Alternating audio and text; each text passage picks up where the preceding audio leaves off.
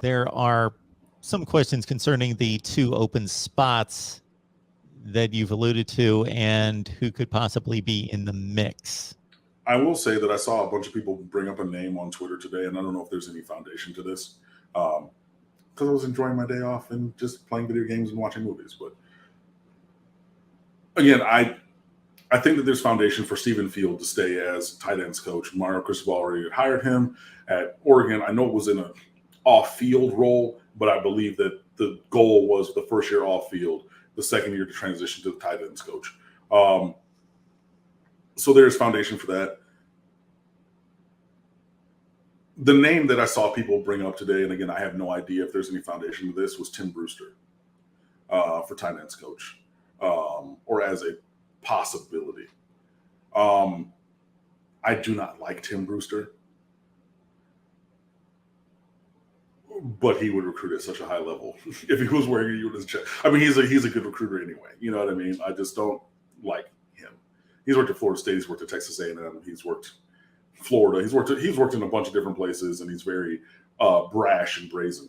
And it's one of the things, like I know people still hate my Detroit Pistons guts, the bad boy Pistons and everything. Well, Lane Beer and Rodman and, Rick Mahorn and da-da-da-da-da. Yeah, but if they played for your team, you'd love them like I do. And it's kind of the same thing. Like, I get it. I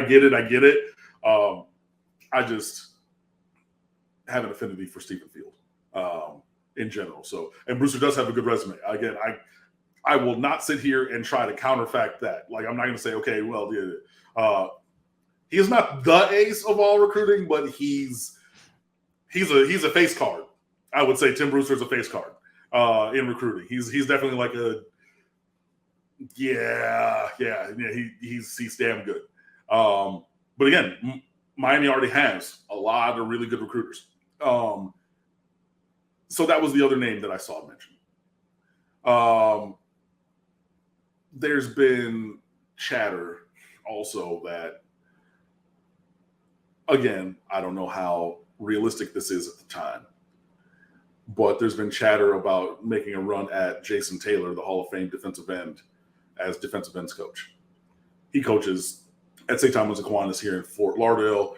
His son just signed from there to go to LSU as a tight end, and everything. And look, he's been coaching already for a couple of years and went to the Hall of Fame based upon his performing excellence in that role. So that has been chatter. And you could do worse if you decide to go that route. But, and then special teams coordinator is the other thing, because Miami special teams, in particular to the return game, recently has been atrocious. Not sure. But unless you go without a position coach, i.e. the defensive ends coach or tight ends coach, because you only get 10 assistants. So to have that be a singular person who does the special teams role, then that means you would be foregoing one of the other positions that you're already kind of pointing towards needing or wanting on your staff, or giving that as a secondary responsibility. So, it would be interesting to see who would get that secondary responsibility. Maybe one of the assistant associate head coaches, maybe a Charlie Strong, he is assistant head coach. Maybe you give that to Mirabal. Maybe you give that to Salavea. But I think that it looks like with, again, 8 assistants already hired. Let's run down them. Frank Ponce, quarterbacks, Kevin Smith, running backs, wide receivers and offensive coordinator is Josh Gaddis. Offensive line and associate head coach is Alex Mirabal. Tight end position is open. Defensive line right now is Joe Salavea. Linebackers and assistant head coach is Charlie Strong. DBs is Jamil Adai. That's your 8. So there's 2 spots open. So unless you go without and you have Salavea do the entire defensive line and then you bring it to the tight ends coach, then you can have a special teams individual coach, or you're going to give that as a secondary responsibility to somebody. And I think somebody who desires to be a head coach, that might be a good responsibility for them to take, because a lot of times in the NFL, like the guys who were special teams coaches end up being head coaches because you deal with everybody on the roster. And there's just, the way that all those things work with all the different because you have different component groups within special teams.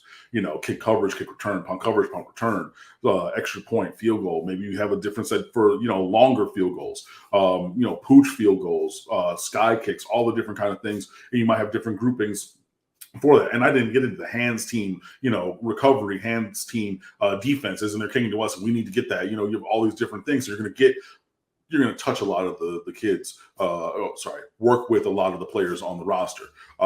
So someone who desires to be a head coach in the near future, maybe that could be a thing for Josh Gaddis. Like, hey, yeah, you're definitely on a track to be a head coach. Special team offensive coordinator, special teams coordinator. That might be a lot to do, but whatever. But I think that it looks like to me that special teams is going to be a secondary role and responsibility for somebody.